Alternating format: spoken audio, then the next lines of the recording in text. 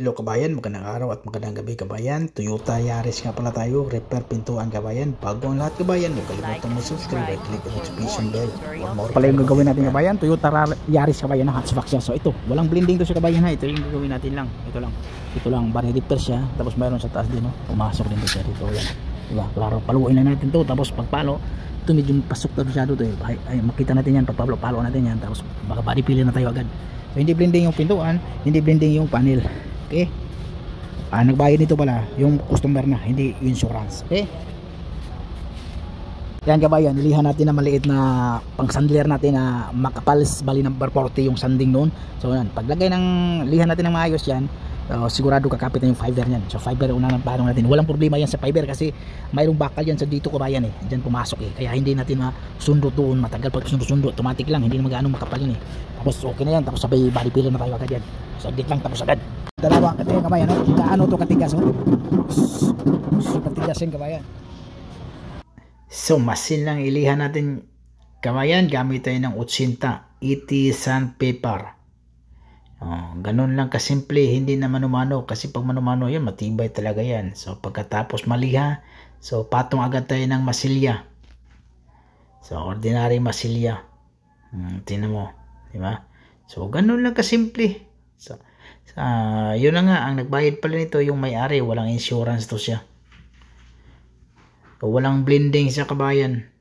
So yan lang. So kailangan yung kulay, talagang iparehas natin yung kulay talaga dyan.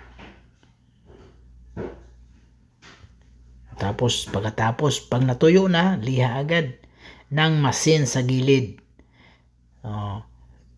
Pero patungan pa natin ulit ng masilya kabayan, dalawang patong tayo ng masilya dyan.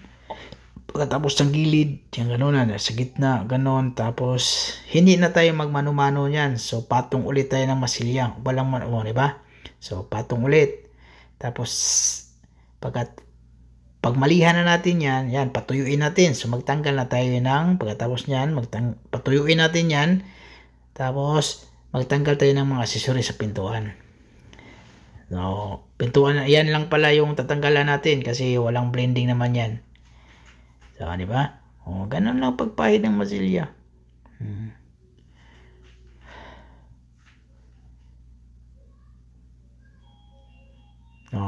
Tapos tanggal tayo ng window trim seal o yung window trim belt. So, ganun lang pala. So, pagtanggal. Tapos, pagkatapos ng tanggal, natanggal na ata din natin yung ganyan, yung handle. Liha. Yun ang magandang pangliha kabayan, no? Masin lang talaga. So, hindi ka din napapagod. Tapos yan, magpahinal na tayo. Manumano na tayo. So, basta magpahinal na tayo kabayan. Manumano na talaga yung kabayan. So, titingnan natin yung gilid. Para yan ang dugtungan talaga kabayan. Diyan ang maglilinya. So, masin tayo ng 320. Bali 320 na yung ng black natin yun. Tapos yan, masin 320. Ready to primer na yan. Ganun lang kasimple kabayan. So, yan o. Tapos silipin natin. So, yung medyo may guhit-guhit talaga kabayan, kaya na sa primer yan. Walang problema. Tapos pag mag-primer ka, yun ang sinasabi ko, pag mag-primer ka, kailangan i-block mo muna bago ka magmasin. Block. Tapos patungan mo ng mga tatlong primer, tapos i-block mo ngayon bago ka pinali na yung masin. Sigurado walang linya-linya yon. Ganun ang teknik kabayan. Tapos mayroon tayo yung pangpahid ng kabayan, yung mga pinhole-pinhole na maliliit. Yan, ipahid natin yan. No? After 10 minutes pa siya, para titigas siya, mga 10 minutes. Yan, no? Bago mo i-primer. Maganda din yung klase kabayan, yung nagmamadali ka ng isang patong na masilya, tapos may mga butas-butas, maliliit, tatakpan niya. Pinaglihaan, ayan, isasarado niya. Magandang klase din yan. Yan, tingnan mo. Diba? Ito kabayan, tapos na kabayan. Pero pag silipin mo talaga kabayan, mayroon talagang guhit. Yung guhit dito, yung hangganan ng masilya, yung pagliliha mo dito.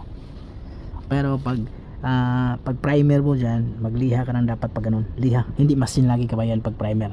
Mas maganda talaga pag patapos ng primer, liha yung malapad, yung mano-mano lang. Diyan makukuha mo yan eh.